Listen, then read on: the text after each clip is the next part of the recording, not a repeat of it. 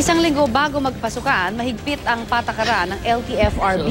Hindi na raw nila pagbibigyan at sisimulan ng hulihin ang mga lumang school bus, pati na yung mga kolorum at hindi rehistrado. Dahil po dito, posible kayang magkulang ang mga school service na mga magbabalik eskwela na estudyante. May ulat on the spot si Maki Pulido. Maki?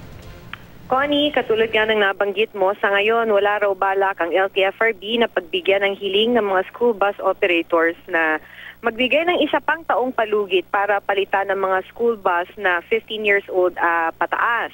Ayon kay LTFRB Chair Winston Hines, sisimula ng crackdown sa mga lumang school bus simula June 8.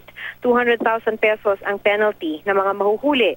Noong 2013 pa ang memo circular ng LTFRB na nag-uutos na dapat palitan na ang mga lumang school service.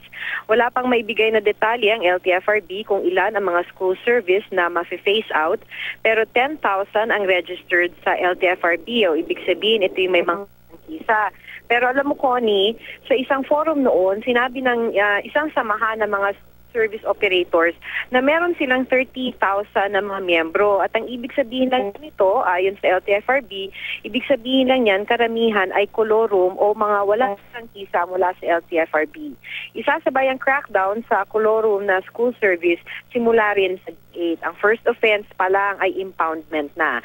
Patuloy yung inspeksyon ng LTFRB sa mga school service ng iba't ibang eskwelahan para matiyak na compliant ng mga ito sa safety standards tulad ng seatbelt, first aid kit, maayos na makina, tapos syempre bawal din daw yung heavy tin. Katulad nung nabanggit mo naman kanina, no, Connie, kung magkukulang ba ang mga school service, walang ayaw magbigay ng pahayag dyan tungkol dyan ng LTFRB.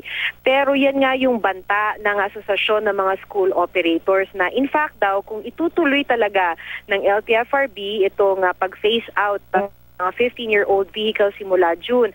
Ang bilang nila ay ang maapektuhan ng mga estudyante papatak ng 700,000 nationwide. Connie? Maraming salamat, Maki Pulido.